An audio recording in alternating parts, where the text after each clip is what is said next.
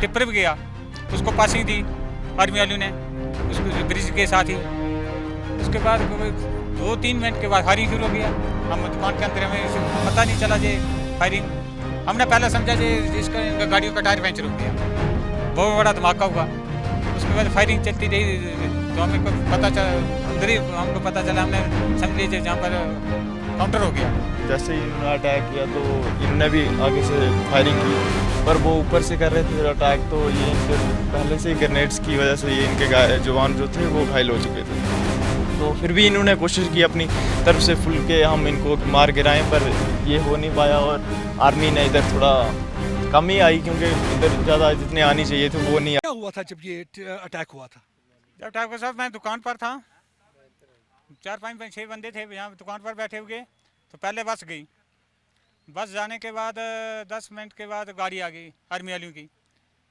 तो गाड़ी आएगी तो हम सौदा देते हो। उसके बाद एक टिप्पर भी गया, उसको पासिंग दी आर्मी वालों ने, उसको जो ब्रिज के साथ ही। उसके बाद 2-3 मिनट के बाद फायरिंग शुरू हो गया। हम दुकान के अंदर, हमें पता नहीं चला जे फायरिंग। हमने पहले समझा जे इसका इनका गाड़ियों का टायर पंचर हो गया, बहुत बड़ा धमाका हुआ। उसके बाद फायरिंग चलती रही तो हमें को पता चला, अंदर ही हमको पता चला, हमने समझ लीजिए जहाँ पर काउंटर हो गया। तो क्या लगता है यहाँ पे आतंकवादी कब से घूम रहे हैं? पता नहीं है, बोलते हैं लेकिन हमने कभी नहीं देखा इनको। आपने नहीं देखा? हमने यहाँ तो 2 ग्रुप लगता है कि एक इस गाड़ी को टारगेट किया, एक उस गाड़ी को टारगेट किया है। वैसे तो हमको भी मालूम होता है, लेकिन हमने देखे नहीं है, क्योंकि फैसला बहुत है, 50-60 मीटर का फैसला है। हाँ काफी दहशत का माहौल रहा होगा कल। हाँ, बहुत बहुत दहशत का माहौल। हम भी सब डर के घूम गए, 10-12 जो दुकान पर बैठे थे हम सब डर गए, बाहर हम निकल नहीं पाए, क्योंकि हम समझते बाहर जब देखने के लिए बाहर निकलते तो वही सोचा फायरिंग कहाँ से आर्मी वालों की आती, जो उनकी आती। आर्मी वाले जख्मी हुए उसकी मदद की बाद में अपनी हमने मदद की। उनके जो एक्सपायर हो गए थे 2-3 बंदे, उनको भी हमने उठाया। जो 10-12 दुकान पे बंदे, हमने सबने आर्मी वालों की मदद की।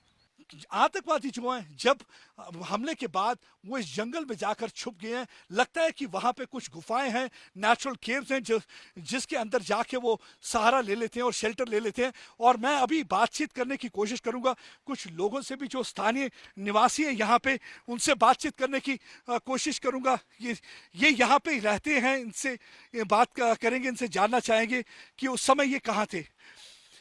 ये बताएंगे आपकी उस समय आप कहाँ थे जब ये हमला हुआ?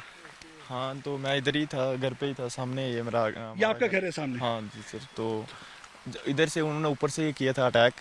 तो ये जो आर्मी की गाड़ी थी ये आ रही थी और इधर से टिप्पर जा रहा था, तो इन्होंने पास दिया इन दूसरी गाड़ियों को, और पैसेंजर बस भी आ रही थी। तो उसके बाद जैसे ही इन्होंने अटैक किया तो इन्होंने भी आगे से फायरिंग की, पर वो ऊपर से कर रहे थे अटैक, तो ये इनके पहले से ही ग्रेनेड्स की वजह से ये इनके जवान जो थे वो घायल हो चुके थे।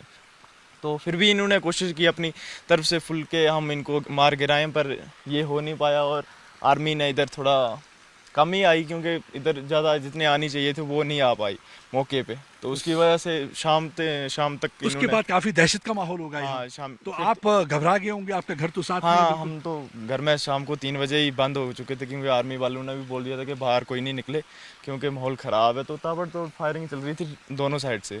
तो उसके बाद इन्होंने, देखिए, इनका कहना है कि ये आतंकवादी जो है ऊपर से फायरिंग कर रहे थे, उसके बाद पहले इन्होंने ग्रेनेड भी दागा, ग्रेनेड की वजह से जो हमारे जवान है कुछ जख्मी हो गए। उसके बाद इन्होंने फायरिंग करनी शुरू कर दी और आपको देख, जैसे कि मैंने अभी गोलियों के निशान दिखाए हैं। और उसके बाद जो है एनकाउंटर यहाँ पे शुरू हो गया, लेकिन एनकाउंटर के टाइम आतंकवादी जो है पास के जंगलों में भागे।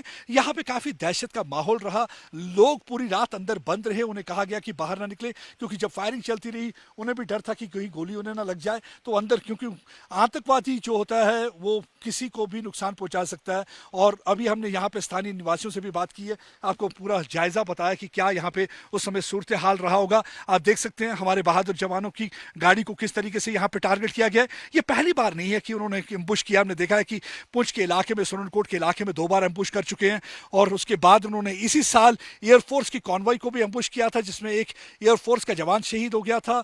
और लगातार उनकी कोशिश है कि यहाँ पे हालात खराब किए किए जाएं, खासकर जम्मू के इलाके में हालत खराब करने की पूरी कोशिश की जा रही है। यहाँ पे एक ऐसा माहौल क्रिएट करना चाहते हैं ताकि सिचुएशन यहाँ पे कमलाइज हो, तो ताकि पूरे हिंदुस्तान में इसकी आग फैल सके। लेकिन भारत के लोग पूरी तरह से समझते हैं आतंकवादियों का मंसूबा क्या है, और इस समय यहाँ पे काउंटर टेरर ऑपरेशन चल रहा है और पूरी कोशिश है कि आतंकवादियों को जल्दी से जल्दी मार गिराया जाए। अहमद भरद्वाज के साथ प्रदीप दत्ता, टाइम्स नाउ, नव भारत के लिए।